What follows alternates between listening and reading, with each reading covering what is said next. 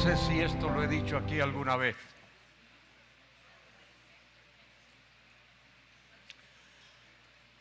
Hace varios años, es más, par de décadas, por lo menos, más de par de décadas, seguro, tuvimos en España un Congreso Ibérico sobre Evangelización.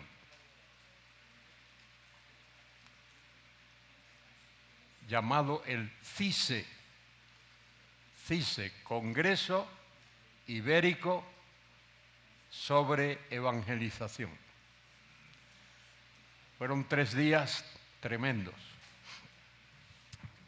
en la capital de España, en Madrid.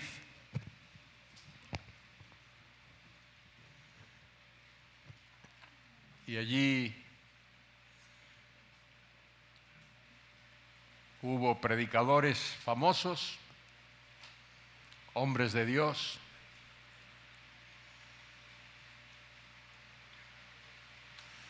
el último día de la conferencia del Congreso,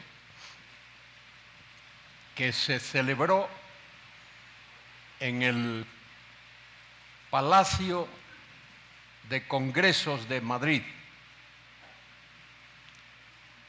un sitio precioso, grande, amplio. Y el último día el director del palacio, la autoridad máxima del palacio, no me acuerdo su nombre, pero me acuerdo su apellido, señor Gallo. Señor Gallo, un señor católico, alto, muy elegante, el último día subió a la plataforma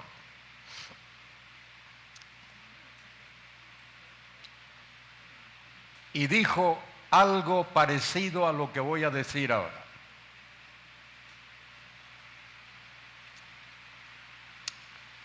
Dijo así: no conocía a los protestantes españoles, no sabía quiénes erais. Ahora he estado aquí 3 días con vosotros. ¿Cuántos días hemos estado aquí? 3 días, mire qué coincidencia.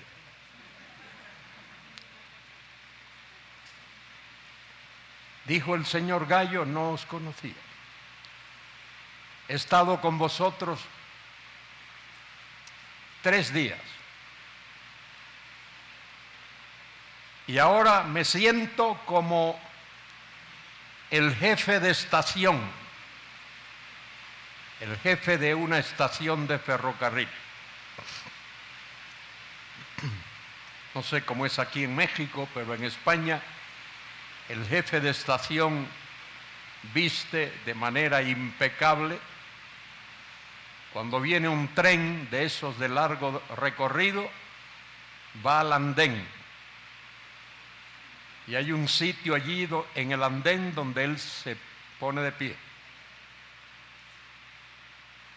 Lleva una banderita y un silbato. Y el tren llega. Y él está allí en su sitio. Los pasajeros comienzan a descender del tren. Y el jefe de estación les da la bienvenida.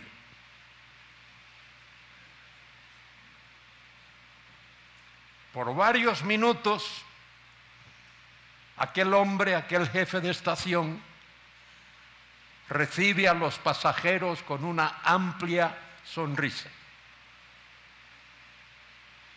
Bienvenidos, bienvenidos, bienvenidos. Pasan los minutos Y llega el momento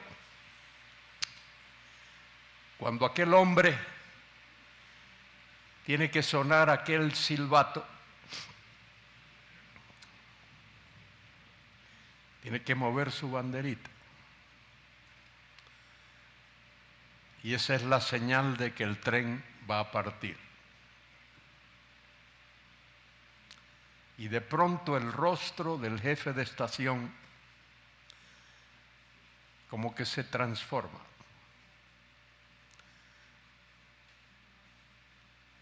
Cuando el tren llegó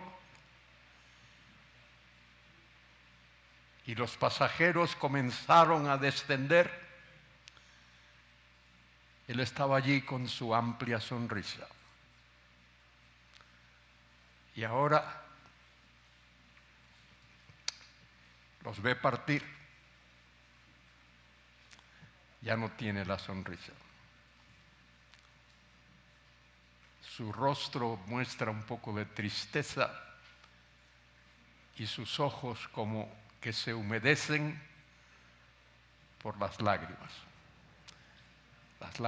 de la despedida. Y querido Toño, me siento como un jefe de estación.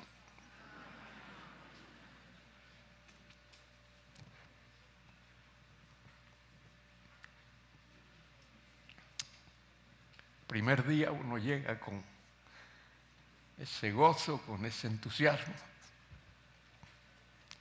abraza a los hermanos y hermanas, y luego llega un momento como este cuando uno tiene que decir: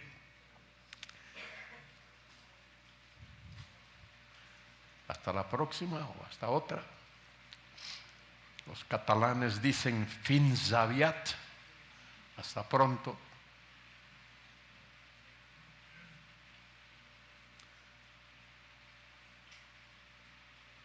Los gallegos decimos adeu, adiós.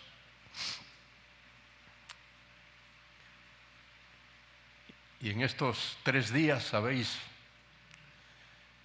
escuchado muchísimas cosas. Y de todas las cosas que habéis escuchado, la más importante de las que habéis oído y de las que todos los conferencistas han hablado, hemos hablado y hemos hecho énfasis es: aferraos a la palabra de Dios.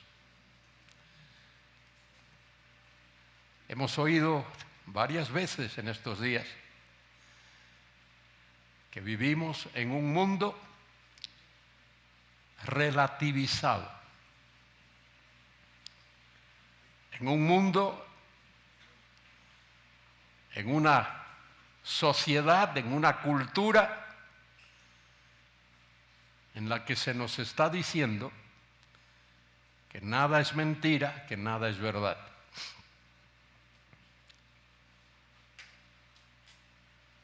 Como dijo el poeta, que todo es del color del cristal con el que uno lo mira.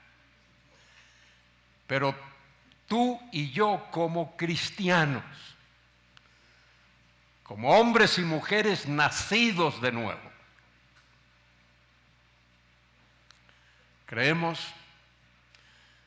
en un solo y único Dios vivo y verdadero,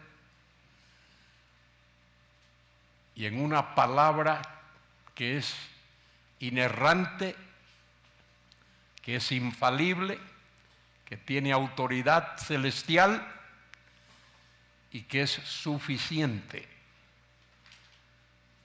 para nuestras vidas en esta tierra, para nuestro crecimiento espiritual. Aferraos a las Escrituras. No importa lo que escuchéis por ahí. Aferraos a la Biblia, a la palabra de Dios. Como dice el Salmo 119, 130. Tu palabra, oh Jehová, está fija, clavada, como una columna que no se puede mover en los cielos. Y eso es lo que tenemos que hacer, tú y yo, aferrarnos a la palabra de Dios y por supuesto al Dios de la palabra. Quiero agradecer mucho a todos los hermanos y hermanas que me han expresado su cariño, su amor fraternal, a los organizadores de esta conferencia por haber pensado en mí, por haberme invitado a venir. Vengo a México lindo y querido con mucho deseo y gratitud a Dios y con el afán de poder compartir con vosotros las bendiciones de Dios. Y deseo que Dios os bendiga mucho, que os guíe, que os sostenga, que os fortalezca. Y pido a Dios que en medio de toda esta turbulencia, doctor Núñez hablaba del tsunami, que podamos mantenernos ahí fijos, firmes, fieles, sin fluctuar, todos. Y que los que tienen hijos pequeños y nietos, que los enseñen y los eduquen en la palabra de Dios. En España hoy los maestros inconversos, infieles, son los que están educando a los niños y no les están enseñando nada bueno.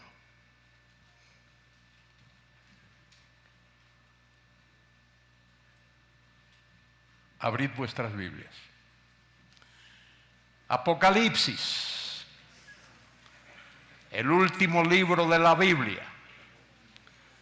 La palabra Apocalipsis significa revelación. El vocablo griego Apocalipsis significa revelación. Dios nos ha dado una revelación escrita. Dios nos ha revelado su voluntad. Y Dios usó a profetas en el Antiguo Testamento, apóstoles en el Nuevo Testamento, u hombres con autoridad apostólica para darnos los libros que llamamos la Biblia, la palabra de Dios. Y fíjese cómo comienza este libro. La revelación de Jesucristo. ¿Lo veis ahí o no tenéis una Biblia? ¿Qué dice? La revelación de Jesucristo. El libro del Apocalipsis es la revelación de Jesucristo. La revelación de Jesucristo tal como Él es.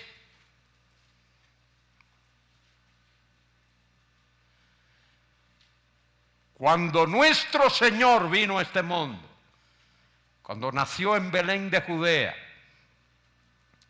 los hombres vieron al Hijo de María, o como decían ellos incorrectamente, en un sentido, el hijo de José y María. Lo vieron humilde, sumiso, vino a sufrir,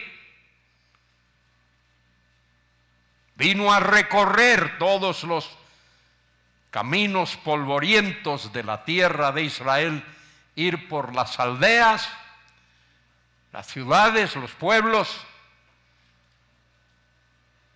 los caminos, cualquier sitio, anunciando el evangelio del reino. y llamando a los hombres y mujeres al arrepentimiento, sanando,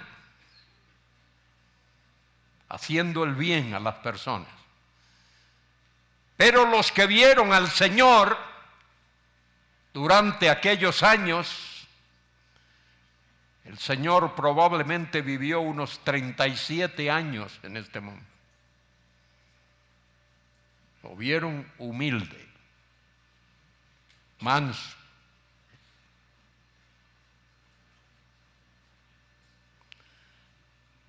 Cuando Él venga por segunda vez, no será así. Cuando Él venga por segunda vez, lo verán tal como Él es, Rey de Reyes y Señor de Señores. Glorioso.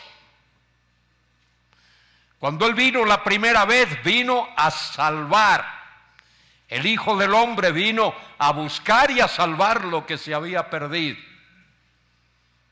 Cuando venga la segunda vez, vendrá con poder, con majestad, con gloria y vendrá a reinar. Como Rey de Reyes, como Señor de Señores, vendrá a reinar. Y en el capítulo 1 del Apocalipsis eso es lo que vemos.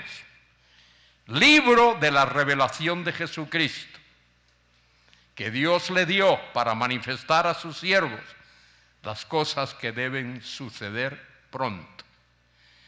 Cuando dice ahí las cosas que deben suceder pronto, no significa que iban a suceder ya.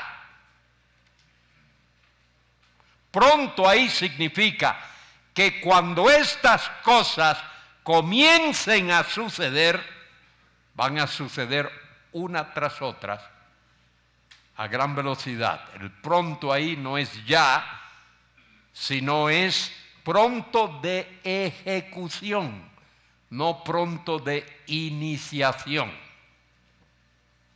Esa es la diferencia.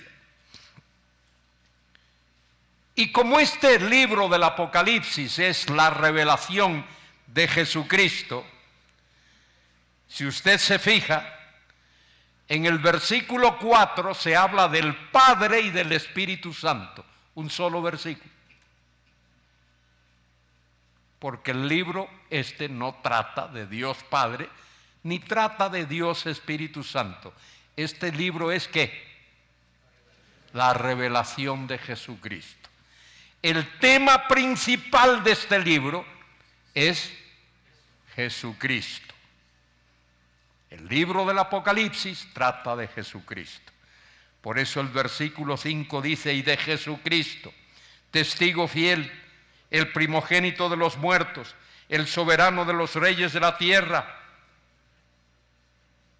al que nos amó y nos lavó de nuestros pecados con su sangre y nos hizo reyes y sacerdotes. Mejor todavía, nos hizo un reino de sacerdotes para Dios su Padre.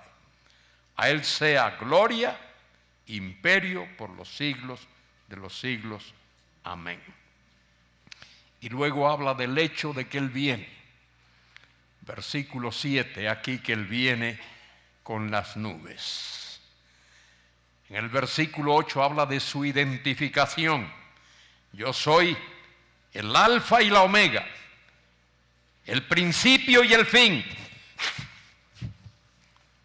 Dice el Señor, el que es, el que era, el que ha de venir, el Todopoderoso. Mire cuántas cosas es el Señor Jesucristo. Él es el alfa y la omega, el principio y el fin. Él es el que era, el que ha de venir, el que es y el que ha de venir, el Todopoderoso. Y luego Juan se identifica, yo Juan, siervo del Señor, es el apóstol que Dios escoge para dar a su iglesia, a su pueblo, esta revelación.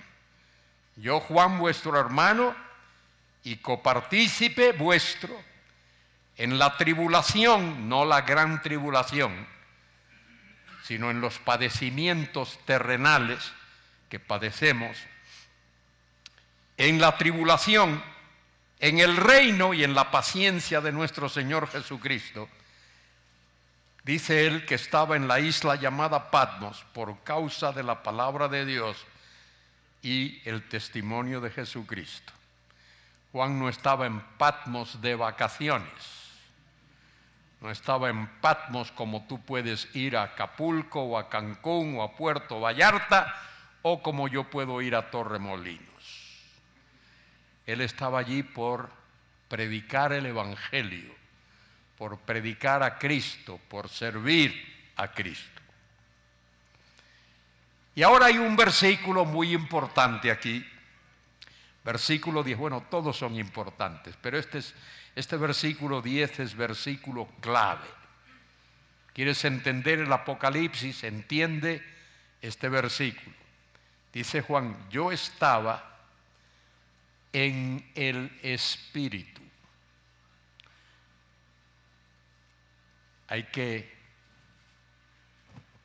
No me gusta usar la palabra corregir, pero enmendar un poquito aquí lo que el texto está diciendo. El texto original, lo tengo aquí delante mío, me gusta consultarlo, me gusta leerlo, me gusta mirar lo que dice el texto y seguir lo que dice. El texto ahí dice, literalmente, Juan dice que él estaba en espíritu. Tal como lo tienes ahí en tu Biblia, si es una Reina Valera, pensarás que Juan está diciendo que él estaba en el Espíritu Santo o por el Espíritu Santo. Pero no es eso lo que Juan está diciendo. Juan dice que él estaba en espíritu.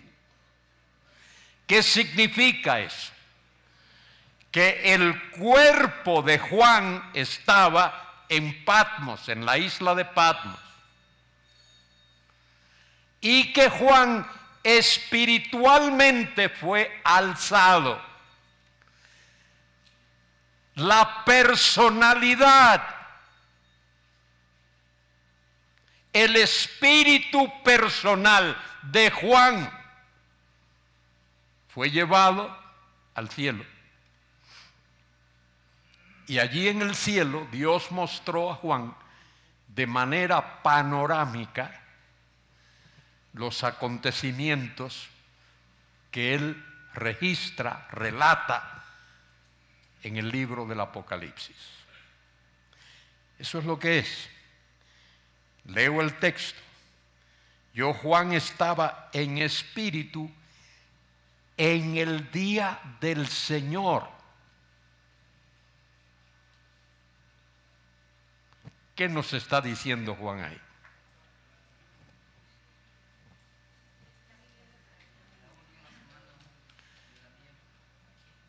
No solo la última semana de Daniel, más que eso. El día del Señor incluye, lo dije antes, incluye los juicios de la gran tribulación, 1, la venida visible, literal, corporal, judicial, gloriosa de Cristo a la tierra, 2. El reino glorioso del Mesías, 3. El juicio del gran trono blanco, 4.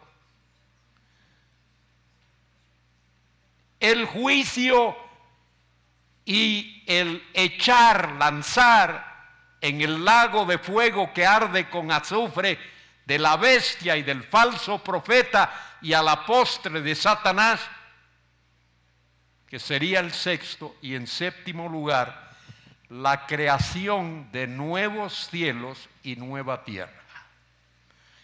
Todo eso está incluido en lo que el Antiguo Testamento llama el día de Jehová y el Nuevo Testamento llama el día del Señor. ¿Me he explicado o no me he explicado? ¿Alguien tiene duda?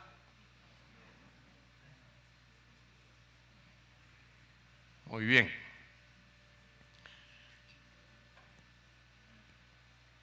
Y eso es lo que Juan escribe en el Apocalipsis. Los acontecimientos que tienen que ver con el día de Jehová o el día del Señor. En realidad, Juan no menciona, o por lo menos no da detalles del rapto de la iglesia.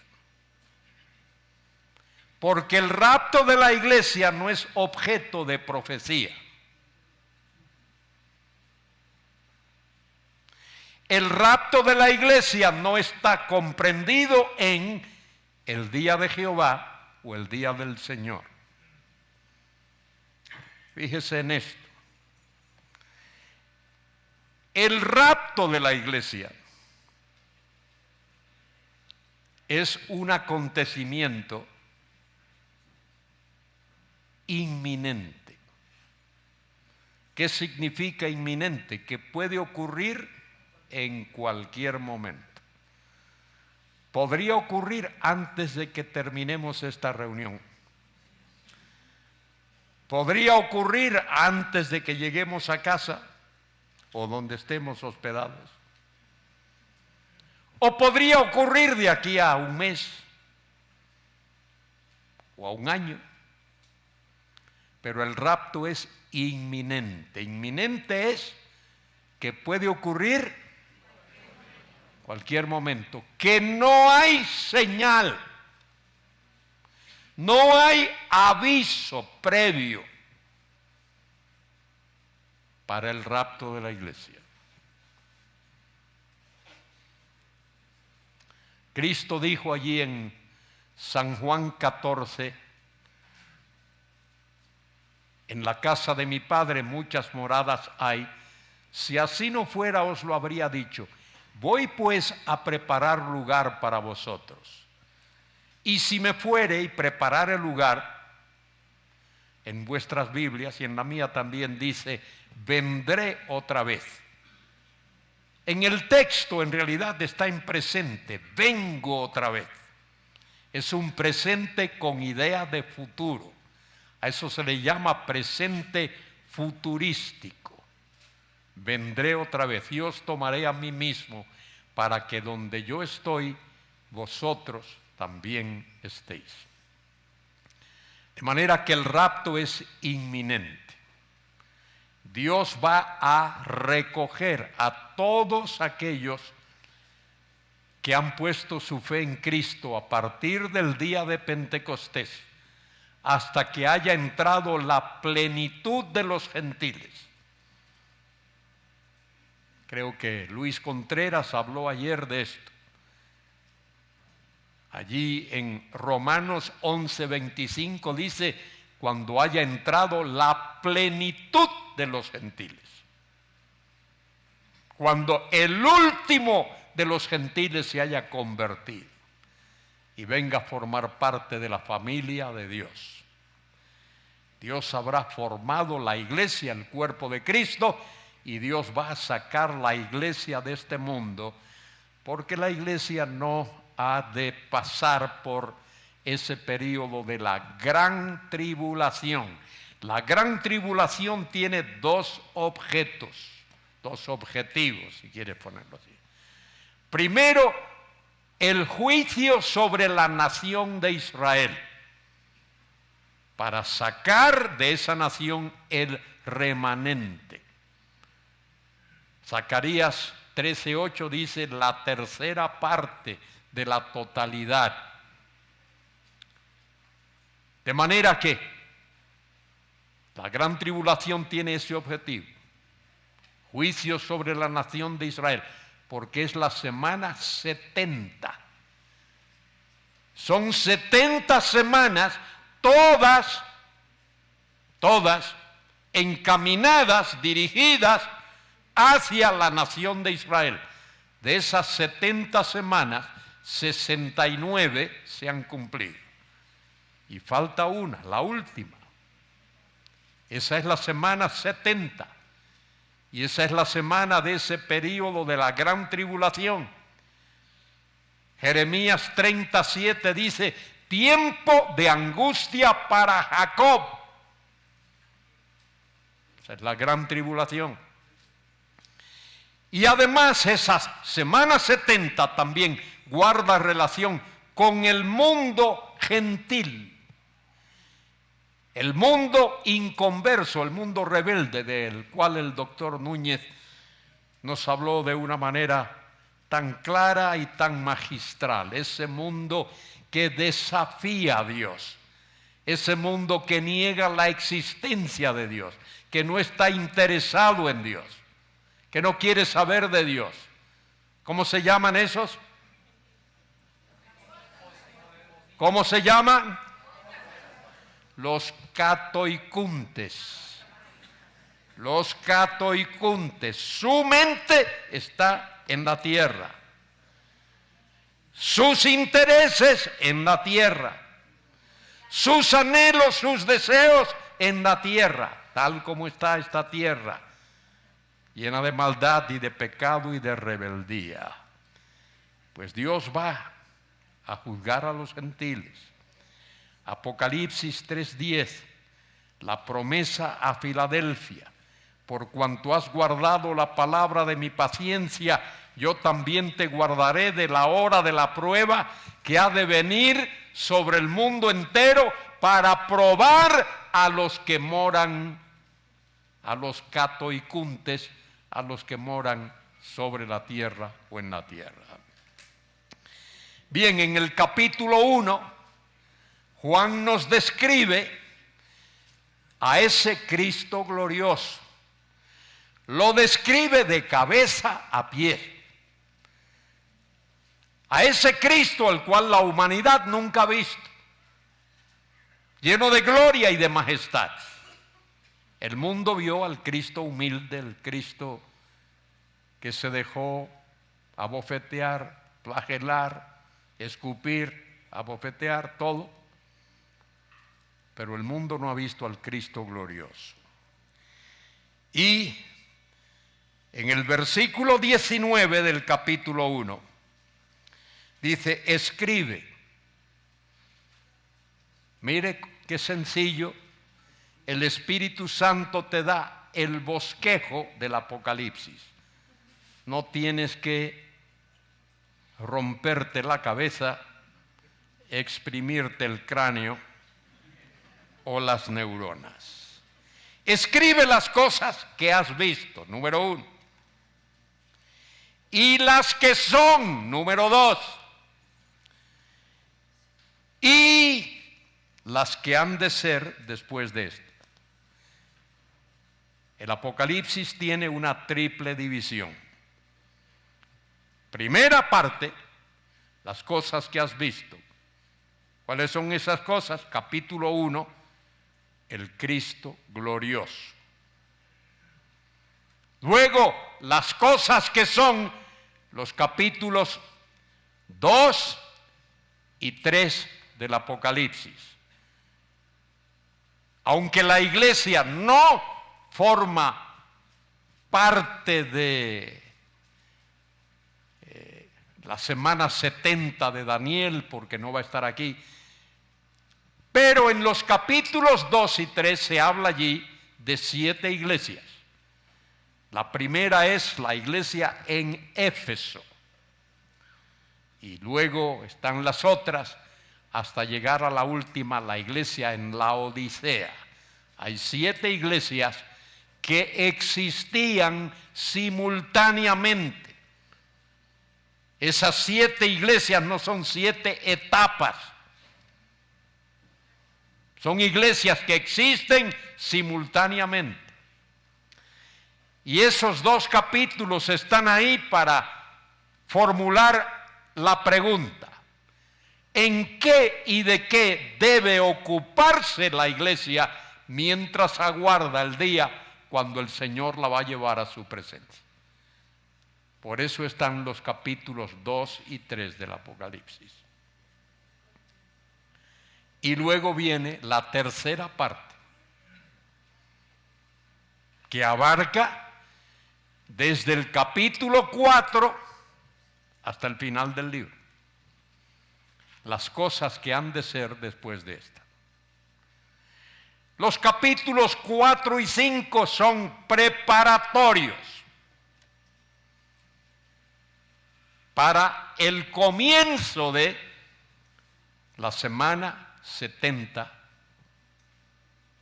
de la que habló el profeta Daniel. En el capítulo 4 se presenta un cuadro majestuoso, un inmenso, inmenso salón real. Y en medio de ese salón hay un ser majestuoso sentado en un trono glorioso. Ese ser majestuoso que está sentado en ese trono glorioso es Dios Padre.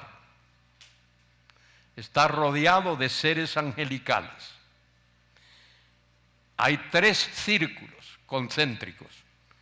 El primer círculo, más cerca del trono, 4 seres vivientes. El segundo círculo, 24 ancianos, que entiendo que son seres angelicales. Y luego el tercer círculo, ángeles. Miles, millones, miríadas de ángeles que rodean al trono y todos están adorando al que está sentado en el trono. Y luego en el capítulo 5, ahí aparece algo tremendamente sorprendente. Sobre la diestra del que está sentado en el trono hay un rollo. En algunas Biblias dice un libro, pero en aquel tiempo no había libros. Se trata de un rollo. Ese rollo está escrito, raro, pero está escrito por dentro y por fuera. De ambos lados, los rollos no se escribían así.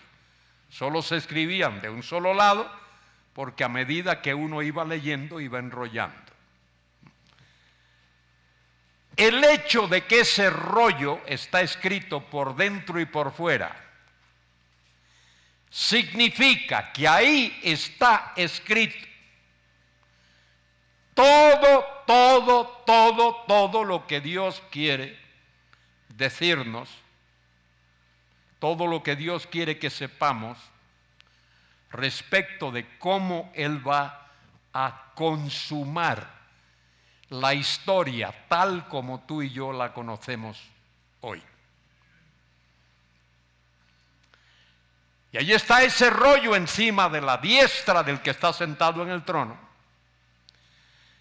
Y no hay nadie que pueda tomar ese rollo, no hay nadie digno, no hay nadie que pueda desenrollar ese rollo.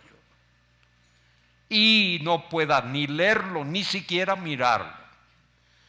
Pero dice allí, en el versículo 5 en adelante, ahí aparece alguien que es capaz de hacerlo. Versículo 7 dice, y vino, alguien vino, ese que vino es el Cordero, que aparece en el versículo 6, un cordero como inmolado que tenía 7 cuernos y 7 ojos, habla de plenitud, plenitud de poder, plenitud de conocimiento, etc. Versículo 7, y vino y tomó el rollo de la mano derecha del que estaba sentado en el trono. Muy importante eso. Si te concentras un poquito y me escuchas. El rollo ese está sobre la diestra del que está sentado en el trono, Dios Padre. En ese rollo está escrito todo lo que Dios va a hacer para consumar su plan. Ahí están todos los juicios que Dios va a ejecutar, todos. Ese rollo que está epi, la palabrita griega, epi, sobre la diestra del Padre, ahora pasa a las manos del Hijo. Y eso significa que el Hijo, el Cordero, nuestro Señor Jesucristo, nuestro Señor y Salvador, nuestro glorioso Señor y Salvador, va a ser el ejecutor de todos los juicios futuros, todos los juicios finales. Ese que vino a este mundo a salvar, el Hijo del Hombre vino a salvar, a buscar y a salvar lo que se había perdido. Lucas 19:10. Ahora va a ser el juez de la humanidad, el juez del universo. Es una tremenda situación. Eso deja a uno boquiabierto. Y cuando tú lees eso y lo lees y lo relees, como que te sientes clavado de tus pies. Al contemplar lo tremendo del plan de Dios. Y todos los seres que están alrededor del trono comienzan a cantar. Mire lo que dice. Versículo 9. Y cantaban un nuevo cántico diciendo: digno es de tomar el libro, o el rollo mejor, y de abrir sus sellos, porque ese rollo está sellado con 7 sellos. De abrir sus sellos, porque tú fuiste inmolado y con tu sangre nos has redimido. En algunas Biblias y algunos manuscritos el nos no aparece por alguna razón importante. Has redimido para Dios de todo linaje, lengua y pueblo y nación. Y has hecho para nuestro Dios reyes y sacerdotes, y reinaremos sobre la tierra. ¿Qué dice ahí? Reinaremos. ¿No dice así? Dice así, reinaremos. ¿Y dónde vamos a reinar? Sobre la tierra, porque Dios tiene un propósito para esta tierra. Ya lo dije hace un par de días. Dios tiene un propósito para esta tierra. La gente cree que el cielo va a ser algo por allá, lejos, allá donde están las constelaciones, las estrellas, la atmósfera, la ionosfera, la estratosfera y todas las ósferas habidas y por haber. ¿Dónde va a estar el cielo? ¿Dónde va a estar el cielo? He aquí yo hago nuevos cielos y nueva tierra, capítulo 21 del Apocalipsis. ¿Y qué ve Juan después? Ve descender del cielo, ¿qué cosa? La nueva Jerusalén. ¿Y qué pasa con la nueva Jerusalén? Es afincada, afirmada, ¿sobre qué? La nueva tierra. Y es en esa nueva Jerusalén que se describe allí en el capítulo 21, donde todos los redimidos hemos de morar. los santos del Antiguo Testamento, desde allá, desde Abel para acá, todos los santos del Antiguo Testamento, la iglesia, los mártires de la tribulación, todos los redimidos, todos los salvos, ¿dónde hemos de estar? En la Nueva Jerusalén. De manera que cuando pienses en el cielo, no estés pensando allá lejos, en un sitio allá. No. El cielo será la Nueva Jerusalén, y la Nueva Jerusalén estará afincada, afirmada en la nueva tierra. Es el plan de Dios. ¿Cómo comienza la Biblia? ¿Cómo comienza? En el principio creó Dios nuevos cielos y cielos y tierra. ¿Y cómo termina prácticamente la Biblia? He aquí yo hago nuevos cielos y nueva tierra. Ese es el propósito de Dios. ¿No nos gozamos con eso? Yo me gozo con eso, de ver cómo Dios hace las cosas. Cuán maravilloso es Dios. Cuán fantástico, cuán estupendo es Dios. Cuán sabio es Dios. Bueno, eso es lo que dice ahí. Y hay alabanza. Alabanza. Versículo 11 del capítulo 5. Y miré y oí la voz de muchos ángeles alrededor del trono, y de los seres vivientes, y de los ancianos, y su número era millones de millones, millones de millones, que decían a gran voz: el cordero que fue inmolado es digno de tomar el poder, las riquezas, la sabiduría, la fortaleza, la honra, la gloria, la alabanza, y a todo lo creado que está en el cielo y sobre la tierra y debajo de la tierra y en el mar y en todas las cosas que en ellos hay. Oí decir al que está sentado en el trono y al Cordero: sea la alabanza, la honra, la gloria, el poder por los siglos de los siglos. Seculum seculorum. ¿Qué es lo que están diciendo esos ángeles? ¿Qué es lo que dicen? ¿Qué es lo que dicen? Al que está sentado en el trono y al Cordero, ¿sean qué? Gloria y alabanza y honra, etcétera, etcétera, etcétera. Alabanza. ¿Por qué digo esto? Si tu congregación es como la donde yo asisto, de la que soy miembro allí en la Tierra Santa de Galicia,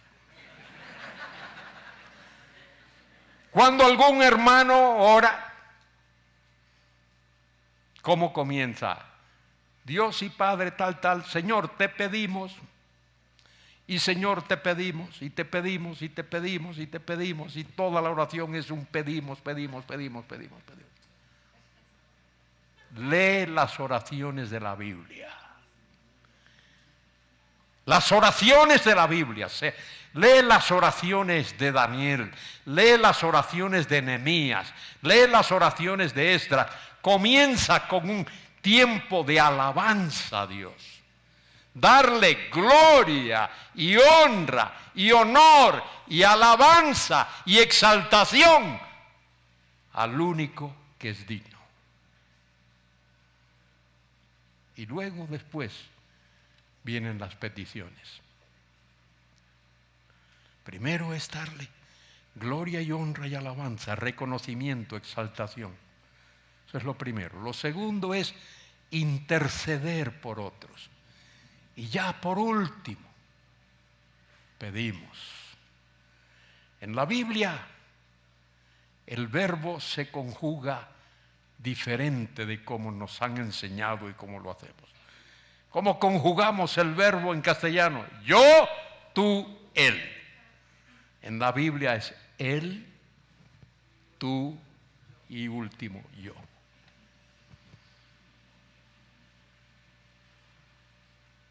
¿Es así o no es así? Así es.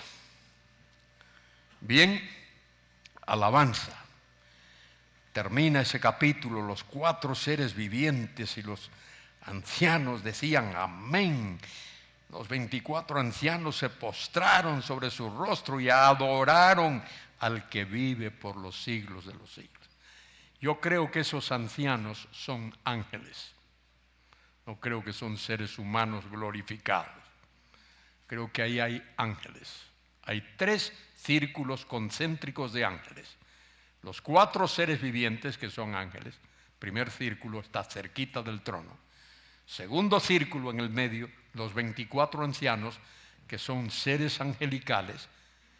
Se les llama ancianos porque tienen autoridad.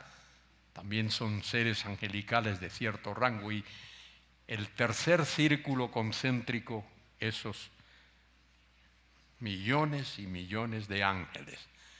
Porque fíjese, lea la Biblia y observe cómo aprende uno esto, leyendo la Biblia. La Biblia no hay que reescribirla, hay que releerla. Cuando Dios hace algo, no es que Él va allí y lo hace. Él envía a este ángel, al otro ángel, al otro ángel, al otro ángel. ¿Qué son los ángeles? Hebreos 1:14, espíritus ministradores. Los agentes de Dios. Dios usa a los ángeles, para eso están ahí. Bueno, luego vienen estos capítulos. Capítulo 6. Ahí en el capítulo 6 comienza la tercera parte del libro del Apocalipsis. Escribe las cosas que has visto, capítulo 1, las que son, capítulos 2 y 3, y las que han de ser después de esta. Capítulos 4 y 5 son preparatorias para el capítulo 6 hasta el final del libro. Comienza el capítulo 6. En vuestras Biblias dice, vi cuando el Cordero. En el texto original hay una conjunción, una palabrita de 3 letras, K-I, K-A-I latina, K-I, que significa I. Y vi, cuando el Cordero abrió uno, ese uno en realidad es el primero, porque el rollo está sellado con 7 sellos. Y cada uno de esos sellos comienza y va hasta el final. Primero comienza hasta el final. De ese periodo de 7 comienza hasta el final y comienza hasta el final. Y en ese capítulo 6 dice, y vi cuando el Cordero abrió el primero de los sellos y oí a uno de los 4 seres vivientes decir como con voz de trueno, mire, en vuestras Biblias dice, y en la mía también, ven y mira. Si alguien tiene una Biblia de las Américas que se llama, verá que el y mira no está. Y esa es la traducción correcta. El y mira fue añadido por alguien que copió el manuscrito. Uno de los libros de la Biblia con mayores problemas textuales es el libro del Apocalipsis, por alguna razón que no puedo hablar ahora. En el texto solo aparece el verbo ven. Está en el modo imperativo. Es una orden. El Cordero da una orden a través de ese anciano, de ese ser viviente. Ven. Esa orden es dada a un personaje que cabalga un caballo blanco. Ese personaje que cabalga el caballo blanco es el anticristo. Y el anticristo surge en el escenario de la tierra por orden divina.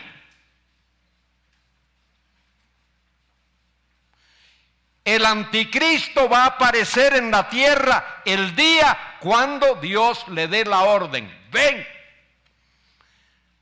Desde hace siglos ha habido candidatos, para usar una expresión, candidatos a ser anticristo.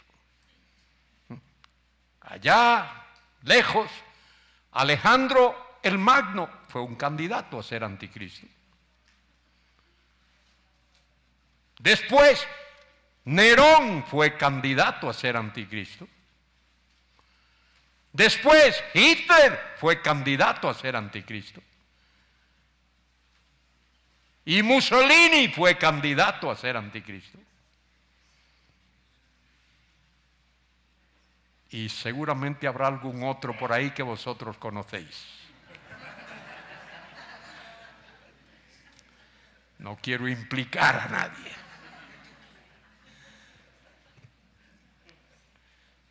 Todo lo que estoy diciendo es que Dios tiene un control tan absoluto de los acontecimientos de la tierra, de todos, incluyendo los acontecimientos finales, que ni siquiera la aparición del anticristo va a ser ni cuando Satanás quiera, ni cuando ese ser quiera, ni cuando nadie quiera. El anticristo va a aparecer en la tierra cuando Dios quiera. Por ahí ha habido predicadores que ya han colocado el anticristo en algún sitio de la tierra. Lo han puesto aquí, lo han puesto allá, por aquí. No hagáis caso.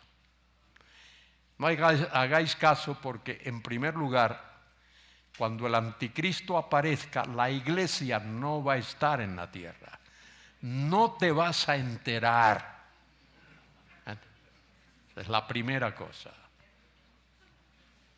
Y la segunda cosa es lo que dije antes, que ese personaje va a aparecer cuando Dios quiera.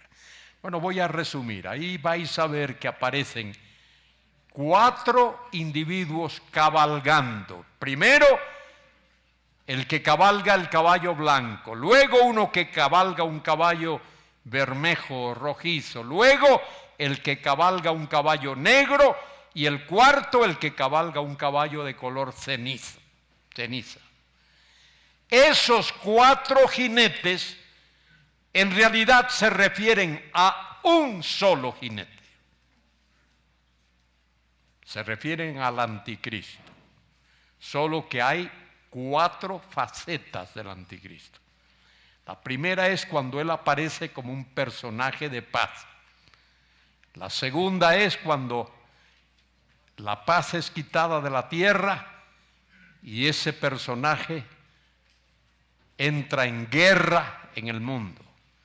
Y la guerra, ¿qué produce? Hambre. Y el hambre, ¿qué trae? Muerte. De manera que se refiere al mismo jinete, se refiere a la persona del anticristo en 4 facetas diferentes. Luego dice el versículo 9, cuando abrió el 5º sello, vi bajo el altar las almas. La palabra almas ahí significa vidas. La palabra psique en el griego, esa es la palabra griega, psique, de ahí viene psicología y todas esas palabritas modernas que tenemos, pero en realidad significa persona, significa vida de alguien, y Juan vio personas, vidas, debajo del altar.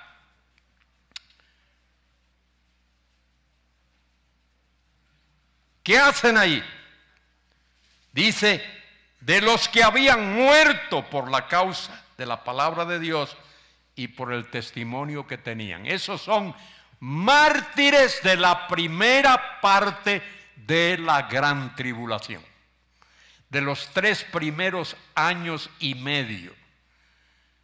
Estas personas, por haber creído, por haber puesto su fe en el Señor, sufren muerte. Y esto me obliga a tener que contestar un par de preguntas. ¿Cómo fue que creyeron esas personas? Porque el Señor, como vamos a ver un momentito, solo muy brevemente, en el capítulo 7, va a sellar a 144,000 israelitas, 12,000 de cada tribu. Y Dios ha esparcido a la nación de Israel por toda la tierra. Y en toda la tierra Dios tiene pueblo israelita. Los judíos que viven en México hablan el mexicano. Los que viven en Argentina hablan el argentino. Los que viven en Brasil hablan el brasileiro. Los que viven en Uruguay hablan el uruguayo. Todos tienen acento diferente y vocabulario diferente. De manera que cuando llegue el momento, Dios va a separar, a sellar a 12,000 de cada una de esas tribus entre todos los israelitas del mundo, y Dios los va a usar para que ellos lleven el evangelio a personas que por no haber conocido a Cristo quedaron en la tierra después del rapto. Y eso me obliga a decir también, y disculpen que sea tan escueto al decirlo, que quienes van a oír el evangelio durante la tribulación serán personas que nunca oyeron el evangelio. Los que oyeron el evangelio y lo rechazaron y entran en la tribulación, esos se van a perder. Los que van a ser salvos durante la gran tribulación por la predicación de los 144,000 serán personas que nunca oyeron el evangelio. Y os voy a decir una cosa, aquí en México lindo y querido hay millones de personas que nunca han oído el evangelio. Yo les hablo a cada rato, cada vez que voy, que me llevan a un sitio a comer, aprovecho y le hablo al camarero o camarera que me atiende y le pregunto si sabe cómo ir al cielo, si sabe lo que es el evangelio. Y yo creo que 1 de cada 50 las que pregunto tiene alguna idea de lo que es el evangelio. Aquí hay millones, en esta ciudad de 25 millones o lo que sea, hay millones de personas que nunca han oído el evangelio. Y predicarle el evangelio a alguien no es darle un folleto. Predicarle el evangelio a alguien no es invitarlo al culto en tu iglesia.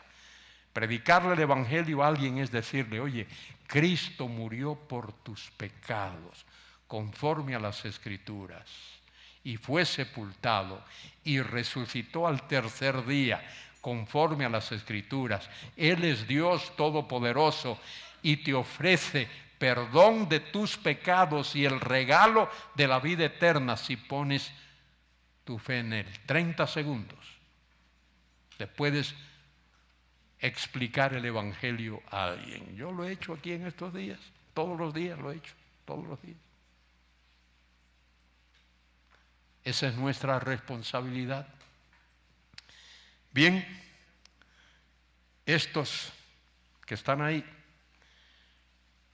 y preguntan, versículo 10, ¿hasta cuándo, Señor santo y verdadero, no juzgas y vengas nuestra sangre en los que moran en la tierra? ¿Quiénes son esos? ¿Quiénes son? Los catoicuntes, los que moran en la tierra.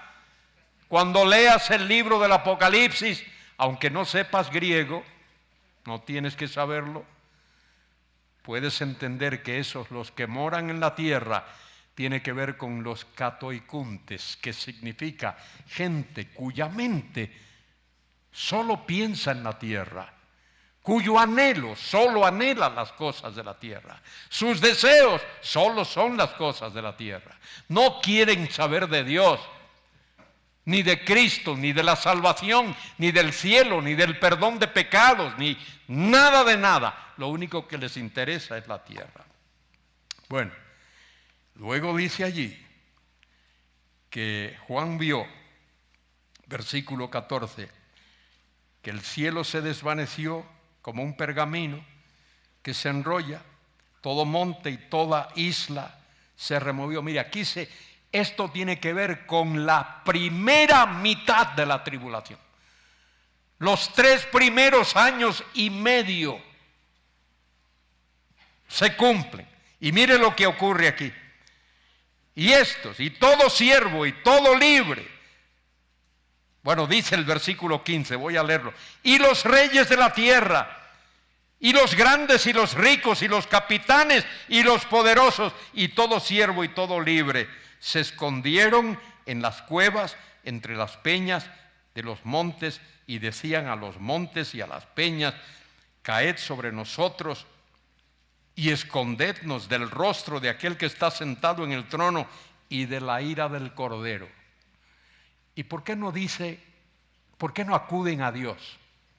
Fíjense, acuden a las rocas y a las peñas, pero no acuden a Dios. Ni las rocas, ni la peña, ni la cueva le pueden salvar. Dios les puede salvar, pero no acuden a Dios. Mire lo que dice, cómo termina esto. Caed sobre nosotros y escondednos del rostro de aquel que está sentado en el trono y de la ira del Cordero. Mire por qué. Porque el gran día de su ira ha llegado. Oiga, ¿cómo saben estos?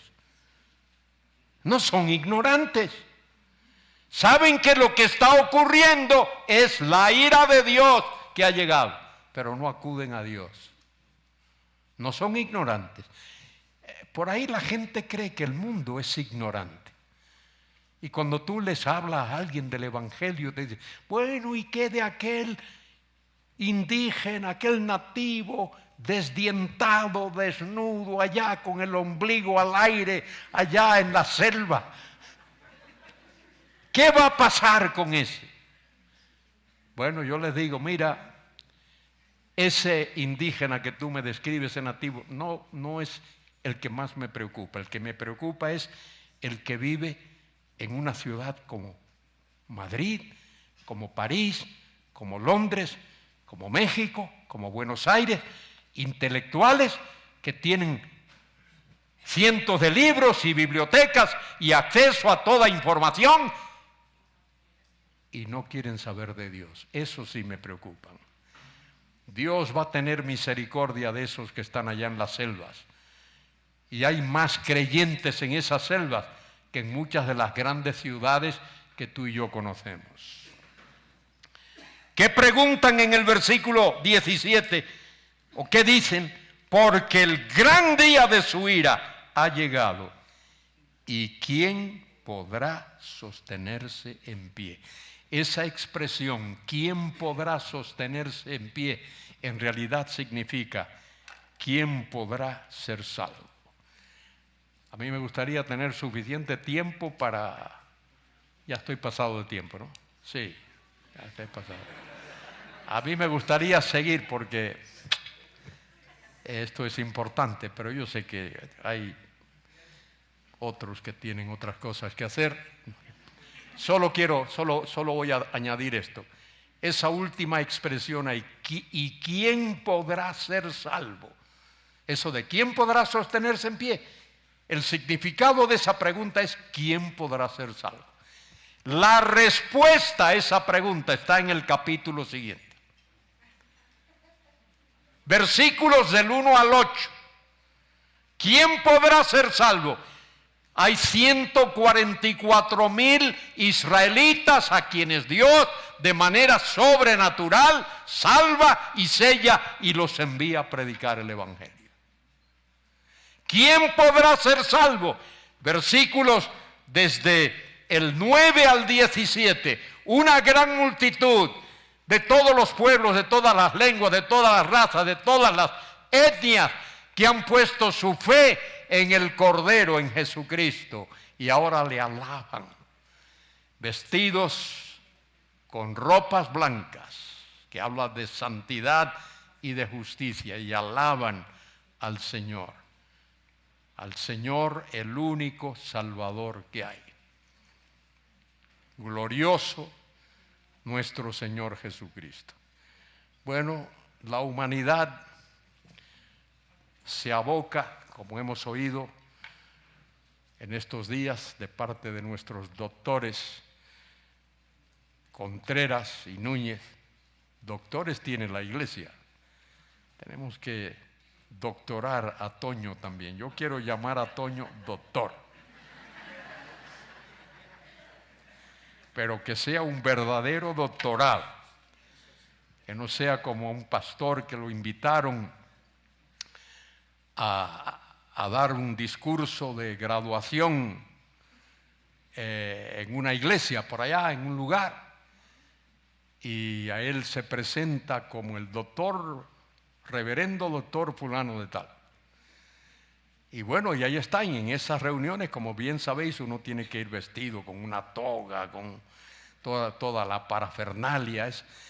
Y el pastor no llevaba toga, no llevaba, y entonces comienzan a buscar, a ver cómo le encuentran una, y por fin a alguien se le ocurre pensar y decirle: dígame, pastor, porque tiene mucho que ver con lo que uno ve, ¿quién le dio su doctorado? Y él contestó: mi iglesia. Por favor, llámelos y díganle que le traiga una bata del coro.